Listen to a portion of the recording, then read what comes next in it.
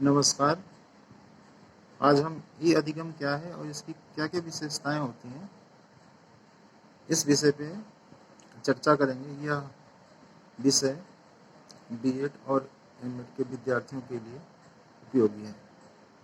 E learning का अर्थ, meaning of e learning. सामान्य रूप से ई अधिगम अध्यापक एवं छात्र में अंतःक्रिया के लिए ऑनलाइन तकनीक का प्रयोग होता है।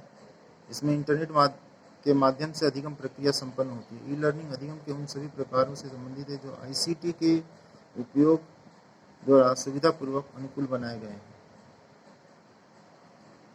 कुछ परिभाषाएं हैं अधिगम की, जैसे रोजनबेग के अनुसार ई अधिगम ज्ञान और कार्य प्रदर्शन को बेहतर बनाने वाले समाधानों की एक विस्तृत श्रृंखला है। इसे प्रस्तुत करने के लिए इंटरनेट तकनीकियों के प्रयोग से संबंधित है। और दूसरी परिभाषा यहाँ पे है ब्रांडोन हॉल के अनुसार, जब अनुदेशक का संचार आंशिक अथवा पूर्ण रूप से विद्युत यंत्रों के माध्यम या उसकी सहायता से किया जाता है, तब उसे हम ई अधिगम कह सकते हैं। वर्तमान समय में ई लर्निंग कंप्यूटरों, लैपटॉप, गतिशील आईसीटी उपकरणों के माध्यम से प्राप्ति, उपयोग कर्ताओं को प्रदान किया जाता है। इसमें उच्च स्तरीय बहु संचार माध्यम संबंधी सुविधाएं इंटरनेट, वेब तकनीकी द्वारा क्रियान्वित किया जाता है।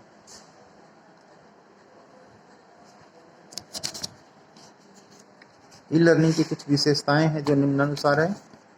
डिजिटल तकनीकी द्वारा ई शक्ति प्राप्त, कंप्यूटर द्वारा बेहतर बनाया गया ई अधिगम, प्रौद्योगिकी द्वारा बेहतर बनाया गया ई अधिगम, ऑनलाइन अधिगम।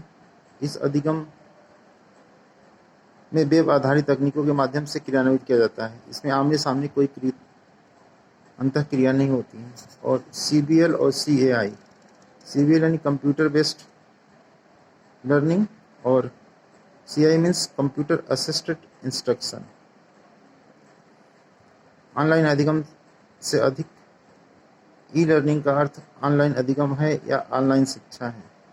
और इसके कुछ मेरिट्स हैं ई लर्निंग के, जिसमें इसमें पहला मेरिट है ये व्यक्तिगत अनुदेशन, इंडिविजुअल इंस्ट्रक्शंस हैं, इजी एक्सेस है, आसान पहुंच है। इसमें प्रतिकूल अवस्था में स्थित बच्चों को यह उपयोगी है, क्वालिटेटिव है और फ्लेक्सिबल है।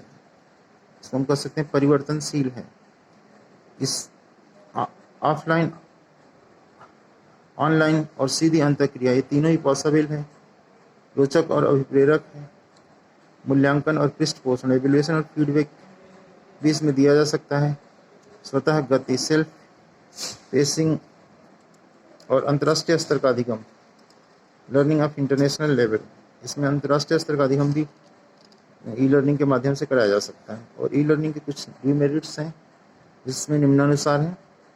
ज्ञान और कौशलों की आवश्यकता है, रिक्वायर्ड नॉलेज एंड स्किल्स।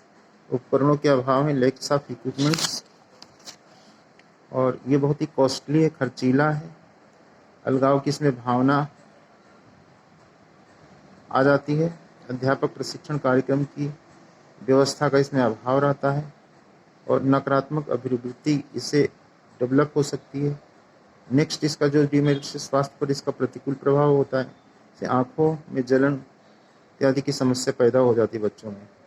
पाठ्यक्रम सहायक क्रियाओं में का इसमें अभाव रहता है। कोकुलर रिव्यू नहीं करा सकते ज़्यादा। और कुछ टेक्निकल डिफेक्ट या इफेक्ट आते हैं ई लर्निंग में।